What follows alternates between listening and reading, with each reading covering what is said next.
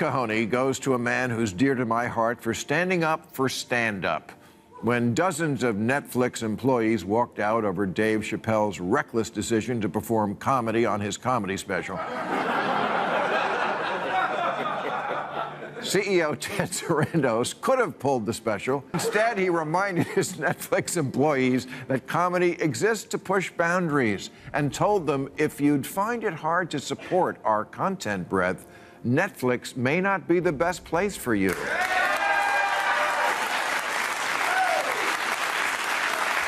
So, for making the phrase, "Don't let the door hit you in the ass," never sound better, this is for you. Ma isn't done waging war on Hollywood's so-called woke darlings.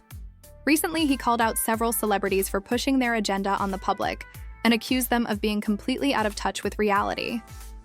In classic Ma fashion, he tore apart their weak arguments, exposing the hypocrisy and performative virtue signaling behind their statements. There's a lot to unpack here, so let's get into it. That what was on the mind of the liberals that night in Brentwood, or wherever we may have been,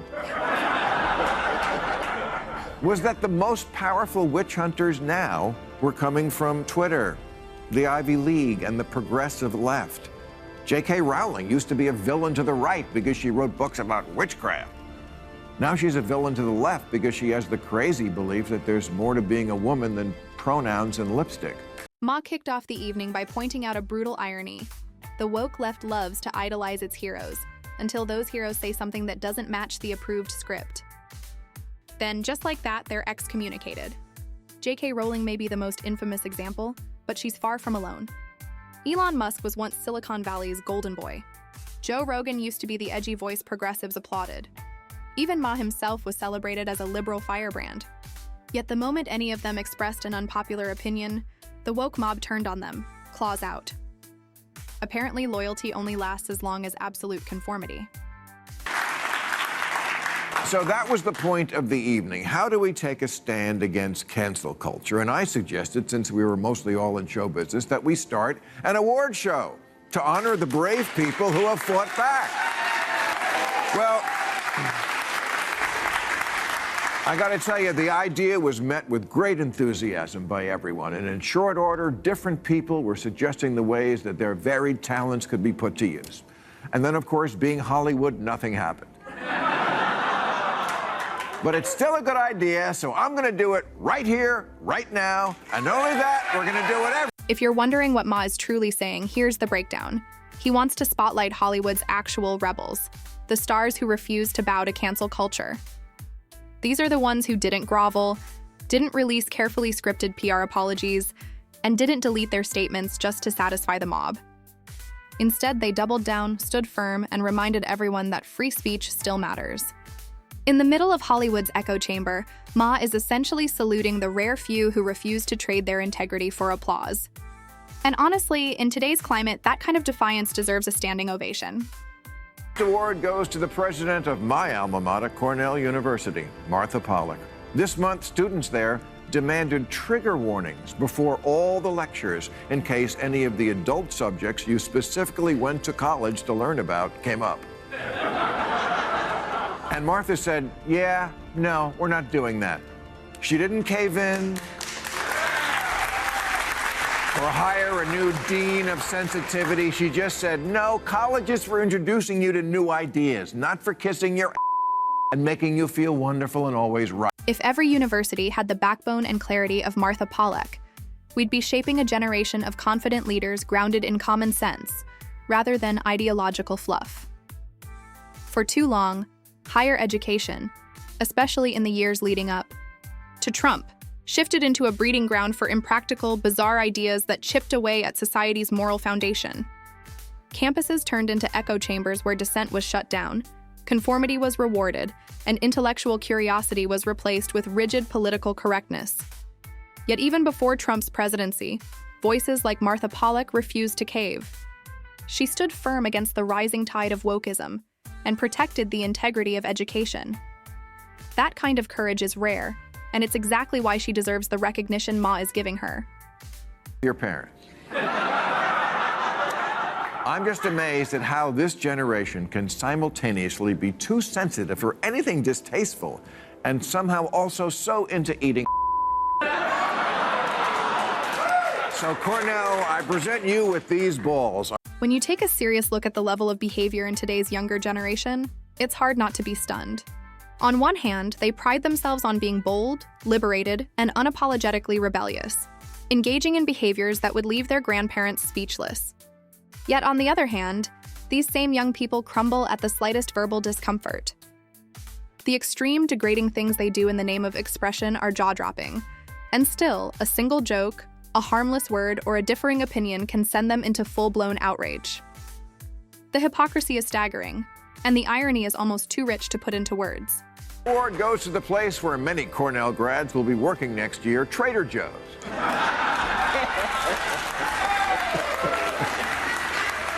Trader Joe's, who for years have been selling a line of ethnically themed products, trading on the name Joe. For example, they have Trader Jose's beer. So, of course, one teenager on Twitter heard the word Jose and said it was racist, and then there was a petition. I remember the Trader Joe's incident like it happened yesterday. The Twitter mob came after them with pitchforks, demanding apologies, groveling, and mandatory corporate re-education. Everyone assumed Trader Joe's would fold under the pressure, because that's what most companies do now. They cave. They release long, guilt-soaked statements. And then they rebrand themselves into oblivion, but Trader Joe's did the unthinkable. They stood firm. They refused to participate in the cancel culture circus, and guess what? The world didn't end. Sales didn't crash. And a sense of humor and released this statement. We disagree that any of these labels are racist, and we do not make decisions based on petitions. You see how easy it is?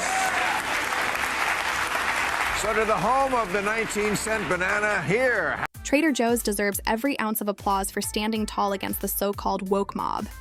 In a time when most companies panic at the first hint of online outrage, Trader Joe's proved that courage still pays off. Their stance is a bold reminder that anyone can push back and still win. The mob isn't nearly as powerful as it pretends to be. It's not an unstoppable army. It's a handful of loud, chronically outraged voices screaming into the void, especially on Twitter. And once you realize that, their influence disappears. Trader Joe's didn't just resist pressure. They set the blueprint for how it's done. Cajonne goes to a man who's dear to my heart for standing up for stand-up. When dozens of Netflix employees walked out over Dave Chappelle's reckless decision to perform comedy on his comedy special. Reminded his Netflix employees that comedy exists to push boundaries, and told them if you'd find it hard to support our content breadth, Netflix may not be the best place for you.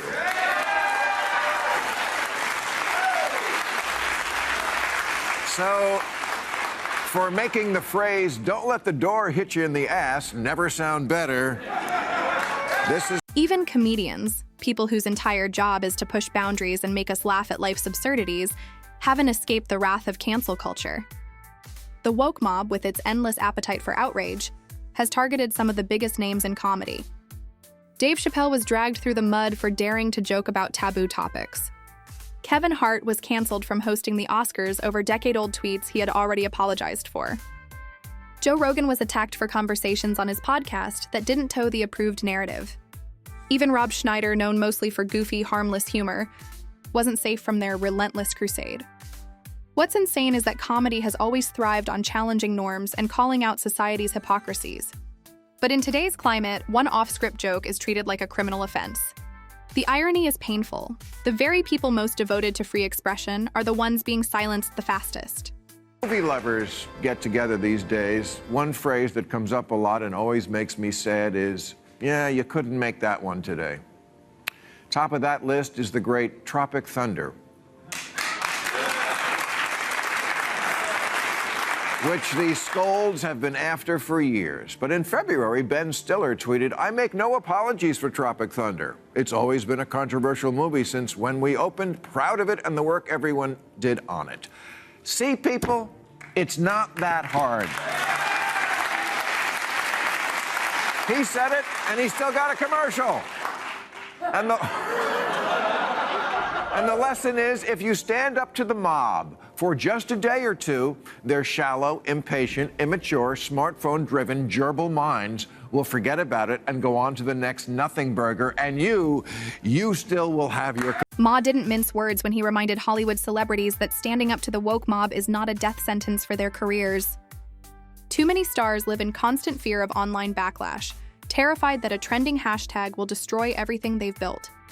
But Ma laid it out plainly. At worst, you'll face a brief storm of brainless Twitter outrage, and within a day or two, the mob will move on to the next target. Careers aren't destroyed by a couple of angry threads. They're destroyed by cowardice and silence. The real danger lies in surrendering your voice just to please a group that will never be satisfied. Ma's message was simple but powerful. Stop groveling. Stop apologizing for common sense. Stop letting fear dictate the truth you speak. In the end, audiences respect courage far more than scripted compliance. Once said, "I am moving if Trump is my president. I don't say things I don't mean." Here she is looking miserable, having to endure America at the Grammys last Sunday.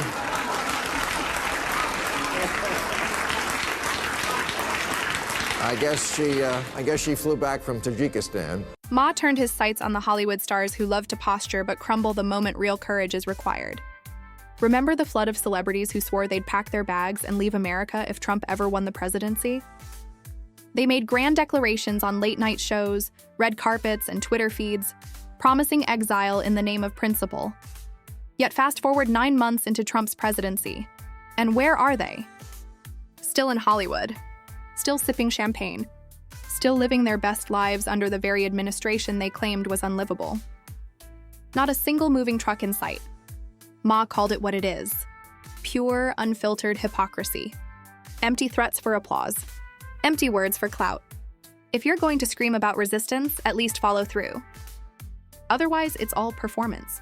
A script written for the cameras, not a stand rooted in conviction. 16, Eddie Griffin said, "If Trump wins, I'm moving to Africa." Apparently very slowly, because in Trump's 4 years, he only got as far as Van Nuys. George Lopez once said that if Trump won, he won't have to worry about immigration. We'll all go back. George Lopez still here. Hollywood celebrities are the last people anyone should turn to for serious advice. These aren't philosophers, thought leaders, or visionaries. They're entertainers whose entire existence revolves around applause. Their words bend with the crowd. Their values shift with the trends. Their convictions vanish the moment they threaten ticket sales or streaming numbers. They're masters of pandering, carefully curating their image to stay in the public's good graces. And when the woke mob comes knocking, most fold like cheap lawn chairs, offering hollow apologies just to keep the spotlight. Rarely, if ever, do they hold a principle firm or take a stand worth remembering. Their moral compass points only toward relevance and fame. If you're looking for courage, consistency, or truth, Hollywood is the very last place you'll find it. Ma's takedown of Hollywood and the woke mob wasn't just comedy, it was a reality check. He reminded us that cancel culture only has as much power as people allow it. Trader Joe's proved resistance works. Comedians proved laughter can't be silenced. Voices like Martha Pollack showed that courage isn't extinct in academia. Hollywood elites may posture and pander, but real influence comes from those who stand their ground. Ma's message is clear: stop bowing to empty outrage and start defending common sense. In today's climate, defiance isn't risky, it's necessary. And with that, we close today's video. If you enjoyed it, hit the like button and subscribe to Pixel Fork for more videos like this. Thanks for watching, and I'll see you in the next one.